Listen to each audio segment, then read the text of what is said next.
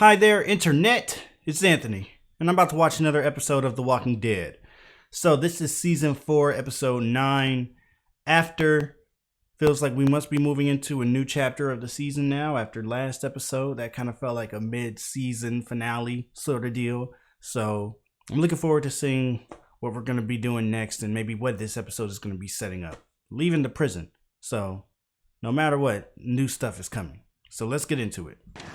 Oh, that's the tank from just now that they just used on them to blow the prison up with. Yeah, that prison is totally being overrun with walkers. There's the governor.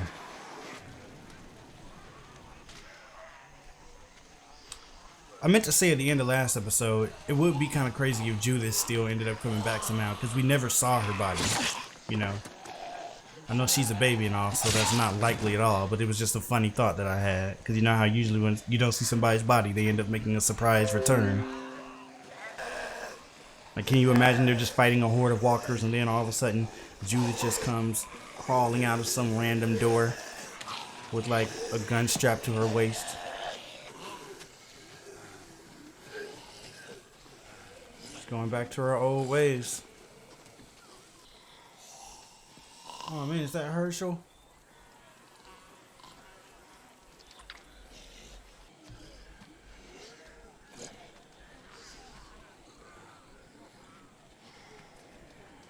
Crazy that that was once a living, breathing person that we knew and loved, and now it's just a head laying on the ground with a big hole in it. Dang, she's just yanking the things around. Could be a little gentle. We're gonna be...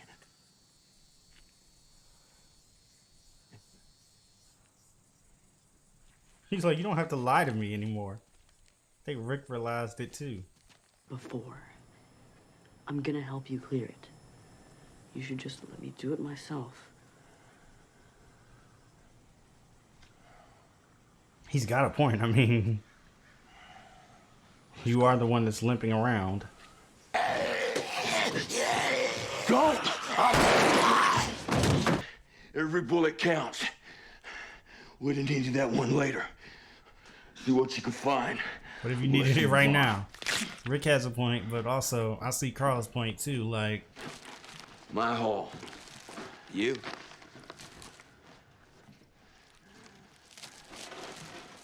I win. I win. This is like almost like a competition going on. I think it's more so just like Carl trying to not feel so controlled by Rick. I guess he's trying to show him he's not just a little kid in a way. And you know, Rick is still in some ways still trying to keep Carl in that spot.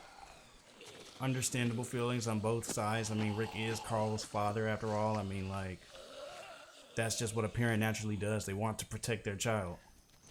Even if they're the one that's limping and covered in blood and can barely get around.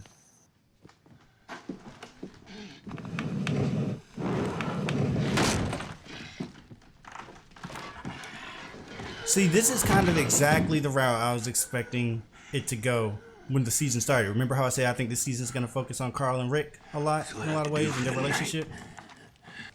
But they started off having it on a more positive way. And then I guess now they decided to shift. Listen, I'm just being honest.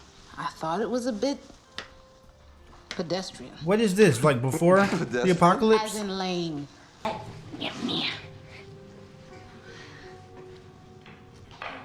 It's so weird seeing a scene in The Walking Dead that's not set during the apocalypse. I don't think that we should stay at the camp. No. I'm gonna open the wine.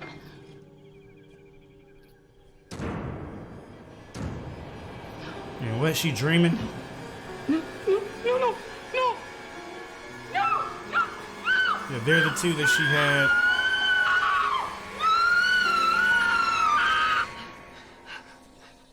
Sheesh. Now we're really starting to get a look at Michonne, huh? Like, they've been teasing it ever since the first time we saw her, really. like in season 3 or whatever, we got to see, you know, some of what stuff was like for her before, or at least at the beginning, and see her child for the first time. They definitely had heavily hinted to the fact that she had lost a child. Dad?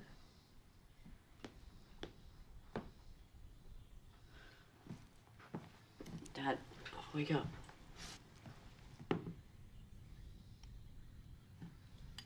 He's like, hey, stop playing around. Up, come on. Now, what would happen if, like, Keep going. became a walker or something? Would you be able to go any Come on. faster, or are all walkers just limited? Right here, look at me. There? The way they shooting these angles keep on making me nervous that he about to trip on something. Oh snap! Get away, Carl!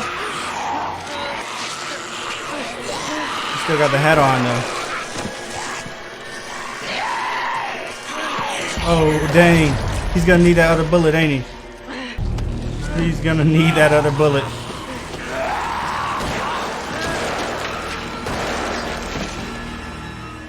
Oh, thank goodness. He just used 3 right there. I still feel like the time might come where Rick is going to be proved right. From when he said, now what if you needed that bullet later? I don't really want that to happen.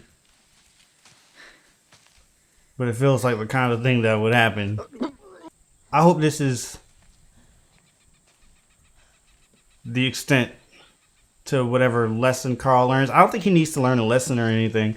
I think both him and Rick this episode are just being like, you know, a little, they're overcompensating a bit. Like, I think he's trying a little, he said, I win again. Feels like Carl's trying a little too hard to not, you know, not to not listen to Rick, but to show that he can, sometimes he could just go along with things and kind of just do as Rick asks, I feel like. But Rick is also trying a little too hard to keep Carl in a certain box. I still know how to survive. He's really trying to prove that. But he's not really hearing you right now, so I don't need you anymore.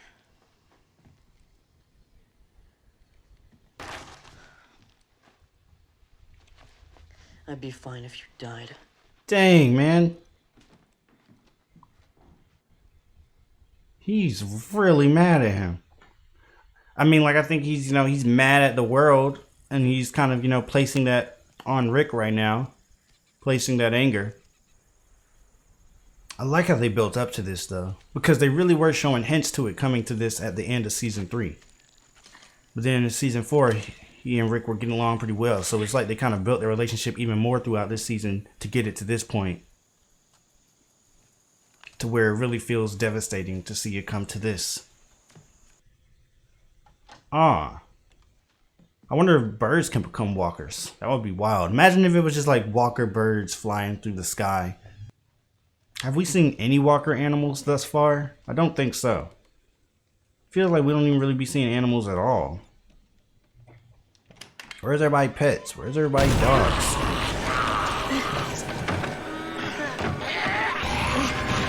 Oh my gosh. Oh no, Carl, you're wasting bullets!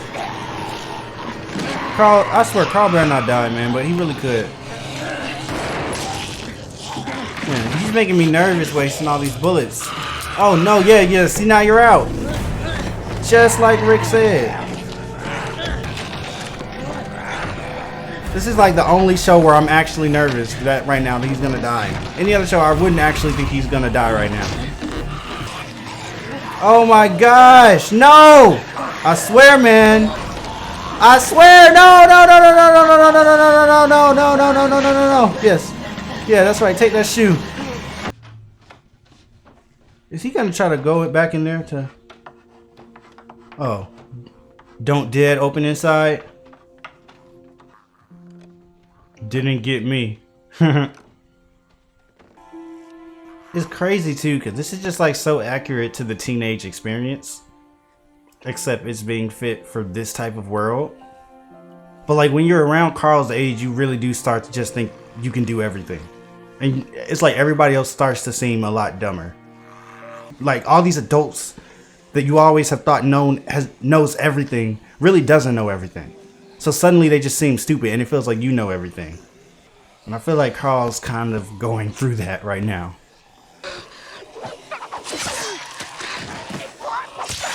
I love how she does all the moves and everything before doing it. I guess those actually do help and aren't just like, you know, for being fancy.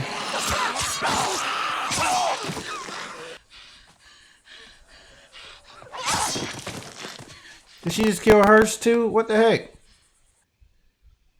Probably not safe for Carl to be sleeping by Rick like that. I mean, I know he has been checking to make sure he's still breathing and alive, but he stopped in his sleep and became a walker. He's out of bullets anyway, right? What if he really tried to shoot him, but it's out of bullets? So he's not going to be able to, but then he's actually still alive. That would be really cool. I can't. I was wrong. I'm pretty sure Rick's not a walker, man. I don't know. I don't think Rick is actually a walker. Yeah. Rick. You can't be doing all that. Like, chill. Alright. So that made him realize it. And admit to himself that he's still scared.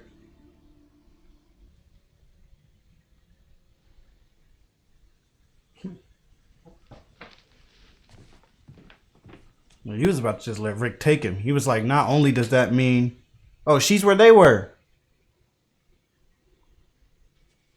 He's like, not only does that mean I would have to shoot or stab my father in the head, I would also be completely alone. Not worth it.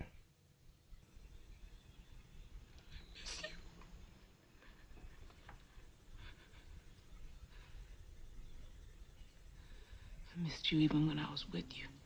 You were wrong. Because I'm still here.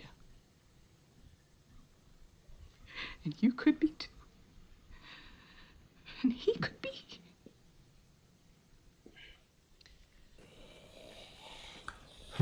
Both her and Carl had a monologue this episode talking to someone who can't hear them.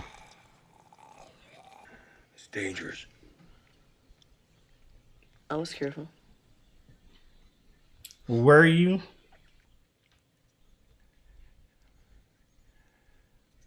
You're a man, Carl. You're a man.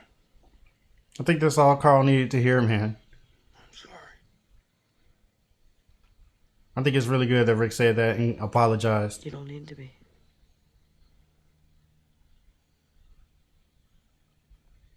Still a good gesture, though.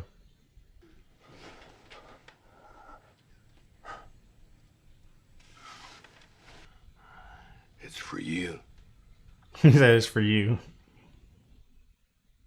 Wow, that's a really cool line. And that's a cool, that was really cool. That was really cool how he said it's for you. I don't know, I just feel like there was a lot of parallels between Carl and Michonne this episode. And it kind of also reminds me of, you know, the Clear episode, which also kind of had a lot of focus on Carl and Michonne. And I don't know, I thought that was just really cool how he kind of said it's for you, to sort of, in a way, draw home that connection between those two. So that was pretty cool. All right, so this was another standout for me for sure. I really enjoyed this episode. You know, it does give me similar feelings to like Clear and other episodes like that, I guess. Like, it definitely feels like, I don't know, I just really like it when the show is able to kind of draw off of the personal internal struggles that the characters are going through that technically could still work even if we weren't in a post-apocalyptic world. Like Carl going through what he was going through this episode with his whole kind of trying to, you know, be his own man type of thing, and, you know, show his dad that he's not just a little kid anymore, and kind of also going through that phase of, like I said, realizing that these people that you have seen as perfect people, like your parents, adults in general, maybe even as these perfect all-knowing people, when you find out that they're flawed and don't know everything, it's like suddenly the extreme shifts to the whole other side. So it's like he starts to just feel like Rick can't do anything. So now that's like its own universally understood, relatable feeling that like everybody goes through. But then they apply it to this world and it's like magnified 10 times because Rick in this world now, Rick, being flawed and Rick not being a perfect person or a perfect leader means everybody that Carl knows and loves dying. So it adds a whole new level to it. And so I just really liked watching Carl kind of, dealing with that throughout this episode. It started off kind of like it was like, just a struggle between Carl and Rick in general, like their relationship and just seeing the way that each of them were seeing it in sort of a different type of way and how each of them were holding on. Well, Rick was holding on to something in the past and Carl was trying to break free or something, it felt like. And I really liked that as the episode went on, they kind of put Rick to sleep for a bit and let us just hone in on Carl and focus in on Carl and, really kind of see where he was coming from and work things out with him. Like the more the episode went on, the more I was like, okay, Carl, what you're doing isn't really smart, isn't making sense, da da da da. At first I was kind of like, okay, maybe Rick is doing the most, but then the more it started going on, I'm like, yeah, Carl, you're really doing the most right now. But at the same time, the more I was understanding him and the more I was understanding why he was feeling like how he was feeling. And then he gave that speech to Rick when Rick couldn't have responded and even heard him. And I think Carl knew that, obviously, but he was still doing it like, it's like, like he had to get that off and he had to put that out there and say that. And I think actually the fact that Rick couldn't respond actually kind of helped Carl in that moment to do that. So I like that. It kind of shifted from being a tension between those two to focusing on the tension that Carl was feeling within himself. And even Carl recognized that by saying all that to Rick when he couldn't hear him. So then to actually kind of have, it all come to the end where Carl does realize that he needs Rick because, he wouldn't have been able to shoot Rick otherwise. I really like that, but I also like the fact that they still kind of have Rick turn around and say, you're a man, I'm sorry, all that type of stuff. Because I felt like this wasn't a situation where Carl was the only one who had like a lesson that needed to be learned. You know what I mean? I felt like it was a thing where on both sides, both characters kind of had to meet in the middle. So I really appreciated that, Carl recognized that, and he recognized that before Rick even said all that stuff, because that's important too. Carl needed to come to that realization on his own. That, it's okay to kind of still be scared in this world. It's okay to still, want your father in your life. You can still be reliant and, independent at the same time. But also, to hear that from Rick, I felt like that's something that Carl's really been needing because part of Carl's struggle has just been the fact that Rick has been pushing him in that box and trying to keep things, cling to how things used to be. So yeah, great episode in that regard. Great episode for Carl's character. I've loved his growth and progression. Like I've always kind of talked about, like, I think on this show, like in general, like Daryl and Carl are like my favorite characters. Like, I just really like seeing the way both of them have progressed throughout the series. And I would be so mad if either one of them died. Like they're the two characters probably where I would be the most mad if they died. So like, yeah, I really don't want to see Carl die, and I'm glad he didn't. There were a few times this episode where I was worried, but yeah. So then on the other side of things, we had Michonne, and she, like, that was cool too to finally get a little bit more background on her. They've been really drip dropping that for us, like giving us a little bit here and there, but like never that much at once. This was like the most we've gotten at once. So first of all, there's that dream sequence. Really, really cool. I really like that. And it's one of those things too that I feel like becomes better on your second watch through, like on your second watch of the scene. Like, first of all, I just thought it was cool when they came in and it was like, they're just in this little classy little area. It's all regular. I'm like, oh, so this is before the apocalypse. And it also kind of draws attention to the old school film style of the show, I believe, because, for a show that's shot in the 2010s, seeing it look all modern and everything right here, it really kind of called out how like the show films with this kind of older school grainy technique, like, the 16 millimeter film and all that. usually the fact that everything that's happening is so dark and gritty kind of like, just goes hand in hand with that. But here it was a bit of a juxtaposition in a way. But anyway, it starts off all regular and stuff. And then like, it seems like it's a flashback. But then she pulls out this sword. Now, I remember when she pulled out the sword, I was kind of thinking, so she's been doing that since like Hallelujah. before or whatever. So that was interesting. Like, it just seemed kind of random, So I was like, I guess that's just something she's been using before for some reason. Then her kid comes out. But then suddenly it just, look how things shift. Wait, hold on. Look at that. I don't even think I caught that before. He's wearing totally different. I don't know if this place will... I caught that he was all of a sudden, like way more. I don't even think I caught the difference here before. That they were covered in blood. I'm not taking my son out there. I don't even think I caught that on the first watch. It happened so smoothly, like that it's easy to miss, I think. I mean, or maybe I'm just dumb. But anyway, so they're sitting here. Then suddenly it's all bad. And I was like, oh, so this was the beginning of the apocalypse. I hadn't even noticed it shifted. So it's like these shifts that keep on coming. And it's like more and more, you're like, oh, wait, there's something going on here. I didn't even realize it at first, to be honest. But then she wakes up. And it becomes really obvious once, obviously, their arms are gone and stuff. But anyway, then she wakes up from the dream sequence. And so I thought that was just really cool how it starts off like one thing, like it's just a flashback. And then slowly it's just like stuff is shifting and changing almost in a way that you might not notice it at first, depending on how much attention you're paying. Maybe, I don't know. The katana is the first clue. So I thought that in itself was really cool.